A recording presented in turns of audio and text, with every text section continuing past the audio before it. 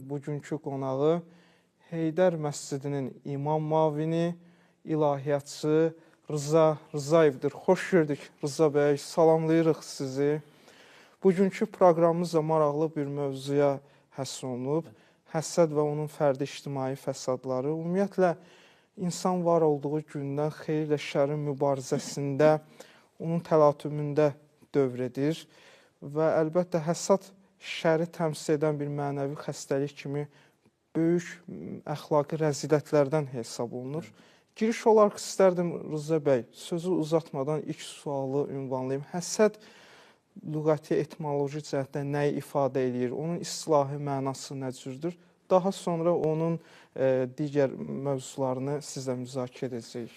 Rəhman və rəhim olan Allahın adı ilə Nur müəllim, mən də sizi salamlayıram, dəvət üçün təşəkkür edirəm və eyni zamanda bizi izləyən əziz və uzun millətimizi də Allahın salamı ilə salamlayıram.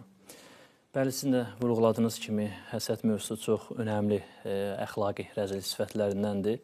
Biz Quran-ı Kərimə baxdığımız zaman Quran-ı Kərim insanın yaradılış qayəsini Allahı tanımaqla yanaşı eyni zamanda nəfsani istəklərini islah edəcəyi təqdirdə nicat tapacağını qeyd edir. Ümumiyyətcə, insanda olan müsbət əxlaqi keyfiyyətlərlə yanaşı, eyni zamanda bəyənilməyən, arzu olunmayan bəzi, belə deyək də, əxlaqi rəzilliklər, çirkinliklər də mövcuddur. Biz bilirik ki, insan həm cisimdən və eyni zamanda ruhdan ibarət olan bir varlıqdır. Bizim cismimiz müəyyən bir xəstəliklər keçirə bilir və biz o xəstəlikləri təyin edə bilirik. Ancaq mənəvi xəstəliklər elə bir mücərrəd xəstəlikdir ki, insan bəzən onu təyin edə bilmir. Nə zaman təyin edə bilir? O vaxt ki, insanın əməllərinə mənfi təsir edir. Məhz həsəd də belə mənəvi xəstəliklərdəndir. Həsəd, yəni bir şəxsin əldə etdikləri uğura, nailiyyətə, qazandığı nailiyyətə, belə deyək, qəbul edə bilməməkdir. Qəbul edə bilməməklə yanaşı, o əldə etdiyi uğurların, nəticələrin ondan getməsini arzulamaqdır. Və o qədər rəzil bir sifətdir ki, həmən həsəd olunan insanın başına gələcək hər hansı bir müsibətə, hər hansı bir çətinliyə, hər hansı bir sıxıntıya sevinməkdir. Belə demək mümkünsə, bir insanın bədbəxtliyi üzərində xoşbəxt olmaq arzusudur. Həqiqətən də həsəd elə bir əxlaqi çirkinlikdir ki, belə deyək, Allaha gedən iman yolunu bağlayar insanın və eyni zamanda qulluq yolunu bağlayar. Biz İslamın tarixinə baxdığımız zaman, bilirsiniz, müşriklərin başçıları, xüsusən Əbu Cəhil və Ütbə ibn Ravi, bunlar insanları Allahın Rəsulunu, yəni daha çox Quran-ı Kərimi dinləməyə insanlara mane olurdular. Ancaq bir-birindən gizli şəkildə gələrdilər, Quran-ı Kərimi dinləyərdilər və bir gün bir-birindən gizli şəkildə gəldiyi zaman bir-birindən qarşılaşırlar. Onlar bir-birinə belə söz deyir ki, biz insanları Allahın Quran-ı Kərimi dinləməkdən mane oluruq, ancaq özümüz bunu edirik, biz bunu etməməliyik. Orada Ütbə ibn Ravi Əbu Cəhilə belə bir sual edir ki, sən Muhammədə endirilən kitabın Allahdan olduğuna inanırsanmı? Əbu Cəhil deyir ki, mən onun Allahdan olduğuna inanıram, ancaq Muhammədə nazil olmasını qəbul edə bilmirəm. Və kaş bizdən birinə deyir nazil olardı. Baxsaq, burada yəni o imana mane olan bir həsəd var, bir əngəl var. Biz ümumiyyətcə müxtəlif cəmiyyətlərə baxdığımız zaman, müxtəlif deyək ki, yaşanan hadisələrə baxdığımız zaman, böyük günahların tərkibinə baxdığımız zaman görürük ki, o cinayətlərin kökündə dayanan səbəblərdən biri həsəddir. Və heç təsadüfi deyil ki, yer üzərində ilk qanın axıdılması, yəni Həzrət Adəm əleyhissalamın övladlarının hadisəsi həsəd ucbatından baş verir. Və eyni zamanda Allaha qarşı ilk üsyan səbəbi də həsəd ucbatındandır. Bilirsiniz ki, Rəbbimiz Həzrət Adəmə səzdə etməyə əmr etdiyi zaman şeytan bir təkəbbürlük edir və eyni zamanda o yana bir həsəd edir. Nəyə görə mən ona, belə deyim, səzdə etməliyəm? Mən ondan daha üstünəm. Nur müəllim, çox həssas bir məsələ var. İnsan kimləri həsəd edir? İnsan tanımadığı insanları heç bir zaman həsəd etmir. O insanları həsəd edir ki, o insanlarla münasibətləri genişlənir. Ola bilər ki, burada qohumluq əlaqəsi olsun. Ola bilsin, bir yerdə işləyirsən, sənin uğurun, nailiyyətlərin artdıqca artıq sən onu qəbul edə bilmirsən. Qəbul etmədiyin zamanda nə olur? Həmən insana qarşı bir həsəd yaranır. Əxlaq alimlərinə sual edirlər ki, insan necə bilər ki, onun qəlbində həsəd var ya yox? Ümumiyyətlə burada bunu qeyd eləmək lazımdır ki, bütünlüklə məndə həsəd yoxdur deyasında demək də biraz çətin məsələdir. Ola bilər bir insanda az olsun, bir insanda çox olsun və ya bir insan da onun o yollarını tapsın, özünü o mənəvi xəstəlikdən xilas etsin. Əxlaq alimi buyurur ki, əgər bir eyni statusda səninlə bir yerdə işləyən dostun ola bilər, qardaşın ola bilər, onun uğurlarını sənin yanında qeyd olunduğu zaman, onu tərif olunduğu zaman, sənin qəlbində hər hansı bir narahatçılıq yaranırsa, sənin qəlbində, belə deyək, müasir sözlə desək, həsədin simptomları var. Bəli. Niyə? Çünki sən onun uğurlarının adı çəkildiyi zaman qəlbin narahat olur. Önəmli olan o həsədin qəlbdə yer saxlamasına, yer salmasına izin verməməkdir. Ümumiyyətlə, bütün dini ritüellara baxsaq, bütün ibadətlərə baxsaq, əsas məqsəd və hədəf insanın ruhunu və qəlbini paşlanmasıdır. Biz bir hədisi də qeyd edim, Həzrət Əleyhisselamdan sual edirlər ki, bu mənəvi məqama necə yüksəldin? İmam Əleyhisselam buyurur ki, qəlbimin qapısında dayandım, qəlbimə aid olmayan şeyləri içəri buraxmadım. Baxın, həsəd, paxıllıq, təkəbbürlük, egoizm, bunlar hər biri qəlbə mane olacaq. Belə demək mümkünsə, qəlbin ritmini dəyişəcək bir hallardır. Ona görə də bir insanın qəlbi və ruhu sağlam olarsa, bütünlükdə o insan sağlam olar deməkdir. Təşəkkür edirəm Rıza bəy, çox ətraflı, məzmunlu, maraqlı izah üçün çox əhəmiyyətli nöqtələrə toxundunuz. Həsədin tərifini verərkən qeyd etdiniz ki, həsəd bir insanın nailiyyətlərinin həzm etməmək, nailiyyətlərini həzm etməmək, hətta onun ən pis dərəcəsi o neymətlərin, o nailiyyətlərin aradan getməsini arzulamaq, ondan da daha şiddətlisi həmin həsətə məruz qalmış şəxsin başına bir müsibət, bir pislik gələndə sevinmək hissləridir, mənfi hissləridir. Əlbəttə, bu çox qorxulu, dəhşətli və insanın mənəvi aləminə pis təsir göstərən xəstəliklərdən biridir. Hətta Həzrət Əleyhisselam da qeyd edir ki, həsəd xəstəliklərin ən şəri, ən pisidir. Bu məqamda görürük ki, siz də qeyd etdiniz ki, bəzən həsəd insan həqiqətə aparan yolda maneə törədən böyük əngəllərdən, maneələrdən biridir. İstərdim Rıza bəy, bu məqamda dini müqəddəs mətnlərimizdə, xüsusən Qurani-Kərimdə, Məhəmməd Peyğəmbərin hədislərində həsədlə bağlı hansı qeydlərə rast gəlmək olar? Həsədin məzəmməti haqqında nələr deyə bilərsiniz?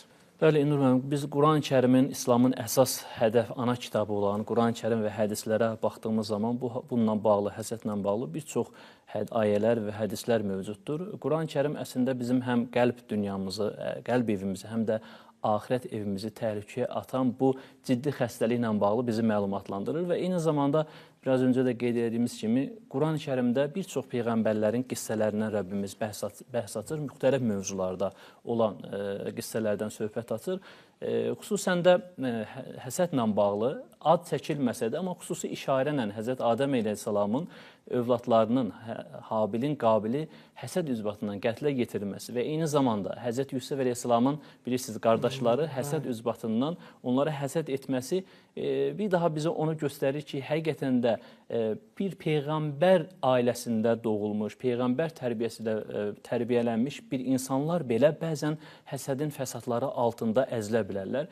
Əgər vaxtında o müalicə olunmasa, necə qardaş qətlinə gətirib çıxada bilər, bir xəyanət ola bilər. Biz Quran-Kərimə baxdığımız zaman Rəbbimiz bir ayədə buyurur ki, yoxsa Allahın onlara verdiyi, öz lütfündən verdiklərinə görə mi həsəd edirlər? Yəni, baxın, bu ayədə belə bir nəticə gələ bilərik ki, həsəd bir yönüyle Allahın təqdirinə qarşı çıxmaqdır. Yəni, ola bilsin, Allah bir insana bir gözəllik nəsib edib, var dövlət nəsib edib və ya belə deyək, bu dünya həyatında hər hansı bir uğur əldə edib, bu həsəd edən insan deyir ki, niyə ona vermirsən, mən ondan daha layiq idim. Haşa, əstəğfurullah, sanki Allahın təqdirinə qarşı çıxmaqdır. Həzrət Əli əleyhissalam bu haqda bir hədisində buyurur ki, paxıllıq və həsəd insanın ruhunu zindana salar. Çox möhtəşəm bir hədisdir. Paxıllıq və həsəd insanın ruhunu zindana salar. Zindanda insanın fəaliyyəti nə qədər ola bilər? Məhdud dairədir. İnsan da həsəd etməklə nə edir? Ruhunu zindana salır. Ruhunun genişliyinin qarşısını alır və Allah Rəsulu bu haqda da buyurur ki, bir möminin qəlbində həm iman və eyni zamanda həsəd bir yerdə ola bilməz. Əgər iman varsa, həsəd yoxdur. Həsəd varsa, iman yoxdur. Niyə yoxdur? Çünki iman Allahdandır. Həsəd nədəndir? Təbii ki, şeytandandır və itayətsizlikdəndir. Nur müəllim, çox həssas bir məsələlərdən biri də budur ki, həsəd edən insan ən böyük zərbəni birinci özünə vurur. Bəli, bəli. Yəni, Həzrət Əleyhisselam da bununla bağlı buyurur ki, afərin sənə həsəd. Sən nə böyük ədalətlisən ki, həsəd edənən birinci həsəd edənin özünə vurursan. Biz buradan belə yola deyə bilərik ki, həqiqətən də həsəd o qədər mənəvi rəzillikdir ki, insanın həm dünyasını, həm axirətini məhv edəcək bir, cənnətin qapılarını insan üzünə bağlayacaq bir mənəvi rəzillikdir. Allah Rəsulu bir rəvayət yadıma düşdü. Allah Rəsulu bir gün məsciddə səhabələrlə, o vəfalı dostlarla əyləşmişdi. Səhabələrinə buyurdu ki, sizə cənnət əhlini göstərimmi?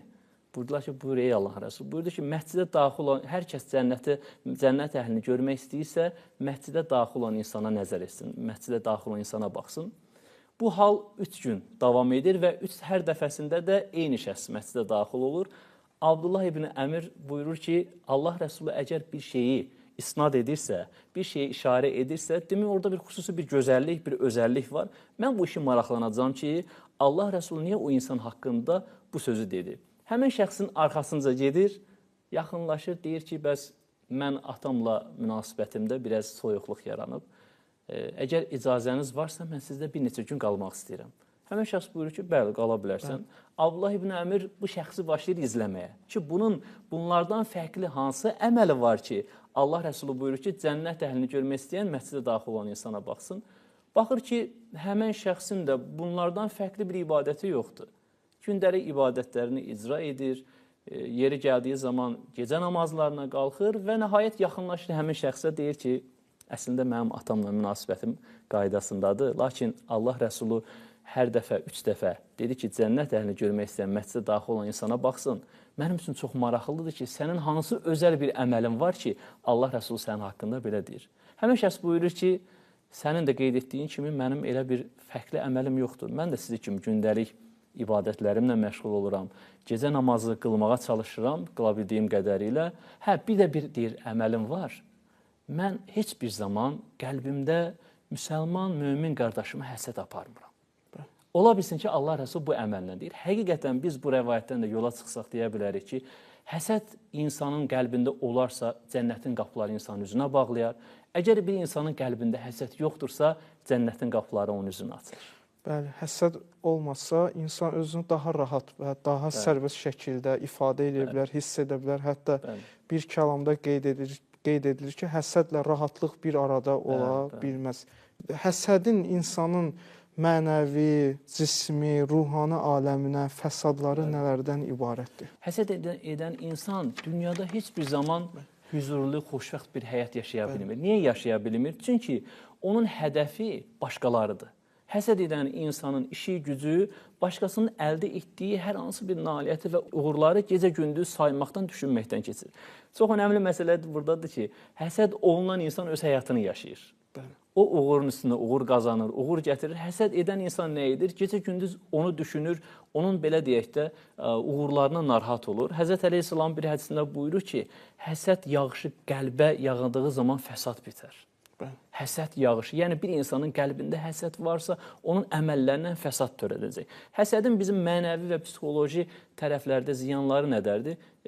Bir yönü də budur ki, bizim imanımızı aradan aparar. Yəni, bir insan, biraz öncə qeyd etdiyimiz kimi, Allah Rəsulü buyurdu ki, bir qəlbdə həm iman, həm həsəd olmaz. Əgər həsəd varsa, iman da olmaz. İnsan bir ömür Allaha ibadət edir, yaxşılıqlar edir, dualar edir. Belə demək mümkünsə, bir göz qırpımında həsəd onun əməllərini yur aparır. Digər ziyanları nədən ibarətdir? Həsəd edən insan heç bir zaman tərəqqi edə bilməz, inkişaf edə bilməz. Bunun da cavabını dedi əslində biraz öncə ki, onun özünlə işi yoxdur, onun işi başqaları ilə olduğuna görə özünə vaxt ayıra bilmir, özü haqqında düşünə bilmir və eyni zamanda həsəd edən insanın bədbin bir əhval-ruhiyyədə olar və o insanlarla diqqət eləsək, bəzən insanların da ətrafında dost tanışları az olar. Niyə? Çünki elə bilim bədbin cəmiyyətə abu-hava ötürür ki, insanlar elə ondan qaçmaq istəyir. Biraz öncə qeyd etdiyiniz kimi, mənəvi xəstəliklərin ziyanlarından biri insanın cisminə təsir edir. Çünki tibb də bugün qəbul edir ki, bunu təsdiq edir ki, mənəvi xəstəliklər insanın orqanlarına, belə deyək, orqanların fəaliyyətinə mənfi təsir edir. Məsələn, düşünək ki, bir insan həsəd edirsə, mütləq mənada o stres yaşayır. Həzrət Əli əleyhissalam bir hədisində buyurur ki, insanın sağlamlığı daxilindəki paxıllığın azlığındandır. Yəni, bir insan sağlam olarsa, mənən sağlam olarsa, onun cismi də sağlam olacaq, ruhu da sağlam olacaq. Çünki bu həsəd edən insan elə düşünür ki, bu həyatda ən bədbəxt insan budur. Çünki bu düşüncələr onu yaşamağa qoymur, bu istər-istəməz onun cisminə də, ruhuna da, qəlbinə də, bütünlükdə həyatına mənfi təsir göstərir. Hətta şairlərdən biri qeyd edir ki, az bəla sanma əfəndi həsədi, məhv edər hasidi kəndi həsədi. Bəli, şeirdən də, bu misralardan da aydın olur ki, həsəd birinci elə həsədçinin özünə zərər vurur. Onun həm cismi sağlamlığına mənfi təsir göstərir, həm mənəvi, psixoloji. Pozitiv elmlərin də apardığı bu sadə tədqiqatlar var. Paxıl, nifrət içərisində boğulan, həsəd içərisində boğulan insanlarda əsəb sistemi pozulur, həzm sistemi pozulur. Və bunlar da pozulanda digər xəstəliklərə yol açılır ki... Bunu qeyri-din xadimləri də qeyd edir. Bəli, tibb sahəsində pozitiv elmlər üzrə aparılan tədqiqatlar bir daha sübut edir. Hətta bu yaxınlarda 120 yaşlı bir sağlam insandan sual verirlər ki, necə oldu ki, siz bu yaşa sağlam şəkildə çatdınız? O da cavabında qeyd edir ki, mən həyatım boyu heç vaxt paxıllıq və həsəd etmədim. Bəli. Yəni, mənəvi cəhətdən rahat, sakit olmaq insanın əlbəttə ki, cismani, fiziki sağlamlığına da yol açır. Burada bir məsələni də müzakirə etməyi lüzum görürəm. Rıza bəy, siz əxlaq elmi bizə həm əxlaqi fəzilətləri, üstünlükləri bəyan edir, həm də əxlaqi rəzilətləri, qüsurları bizə aydınlaşdırır. Və daha sonra onun müalicə yollarını və yaxud da əxlaqi fəzilətlərə sarınma yollarını da bizə izah edir. Bax, bu məqamda bu həsəddən, paxıllıqdan, nifrətdən, kindən xilas olmaq üçün əxlaq elmi, xüsusən İslam əxlaqı bizə hansı metodologiyanı təqdim edir, hansı xüsusları bizə tövsiyə edir? Bəli, İnur müəllim, bir xəstəlik varsa, təbii ki, o xəstəliyin də bir müalicəsi mütləq olmalıdır. Əxlaq alimləri buyurur ki, bu xəstəlikdən qurtulmağın yollarından biri nəfsi təskiyədir, nəfsi islahdır. Allah Rəsulü bir hədisində buyurur ki, hesaba çəkilmədən öncə özünüzü hesaba çəkin. Əgər həsəd bizi hər hansı bir rəzil bir sifətlərə dəvət edirsə, biz ona əks olaraq, əks müqavimət göstərərək xoş şeylər düşünməliyik. Məsələn, həsəd bizi bir qardaşımız haqqında bədbin bir düşüncəyə dəvət edirsə, biz əksinə olaraq o qardaşımızın müsbət keyfiyyətlərini düşünərək onun haqqında dua etməliyik. Həsəd bizi kibrə dəvət edirsə, biz özümüzü ən kiçik bir hala düşünməliyik, özümüzü, yəni belə deyək ki, öyünməməliyik öz halımızla və eyni zamanda başqalarının nemətinin əldən çıxmasını nə həsəd bizə təlqin edirsə, biz əksinə əxlaq alimləri buyurur ki, həmən şəxs haqqında dua edin, onun ruzusu artması haqqında dua edin. Ümumiyyətlə, Nur müəllim, hər bir insanın həyatında mümkün deyil ki, müsbət bir tərəfi olmasın. Əxlaq alimləri buyurur ki, özünüzdə olan müsbət keyfiyyətləri qabardın. Mütləq mənada hər bir insanın bir uğurlu tərəfi var. Bugün bizim həsəd etdiyimiz insanın da mütləqdir ki, onun bir çatışmayan yönü var. Xoşbəxt görsənməklə xoşbəxt olmaq arasında böyük bir fərq var. Yəni, önəmli olan bizim üzərimizdə olan, o bizim əhatəmizdə olan, bizim dəyərimizdə olan o müsbət dəyərlərimizi, müsbət keyfiyyətlərimizi düşünərək bu düşüncələrdən uzaq olmağa çalışaq və bu işin də başında dayanan səbəblərdən biri iradəli olmaqdır. Yəni, insan özü üçün söz verməlidir ki, mən bugündən etibarən bu düşüncələrdən uzaqlaşacağam və mənimdə olan müsbət keyfiyyətlərim haqqında düşünəcəm, təfəkkür edəcəm və hətta Rəbbimiz Quran-ı-Kərimdə bilirsiniz, 113-114-cü surələrdən mühafizəteyn deyirik bu surələrə.